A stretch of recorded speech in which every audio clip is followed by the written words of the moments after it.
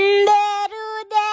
Hari ini masih kami mau seharian jajannya jangan serba pedas lagi yang ada di SD edisi SD Centeng. Yang pertama si kami temani langsung sapok sama si Tete yang jual chicken katsu. Cenah ya udah Tete beli aja cenah harganya teh cuma 5.000 apa 6.000 udah dapat sebanyak ini. Pas dimakan teh wah ternyata ayamnya juga enak bener-bener lembut, nasinya juga bener-bener ngeunah. Ini mah dimakan siang-siang juga bikin kenyang. Ke depan sedikit Ari PK ada si Mamang yang tukang jualan bakso ikan. Ya udah Mang beli aja 5.000 ternyata dapat lumayan banyak. Pas dimakan teh wah bakso ikannya enak, kuahnya juga segar, terus baksonya teh nggak keras, bener-bener enak pisan, bener-bener lembut. Sebelah si Mamang tukang bakso ikan ada si Mamang tukang apa ini teh cireng yang pakai chili oil kayak gini. Ya udah Mang beli aja 5.000 ternyata chili oilnya dikasih banyak loh. Pas dimakan teh wah si cirengnya bener-bener enak, apalagi chili oilnya bener-bener bikin lagi. Jejelia singa cawajek ha.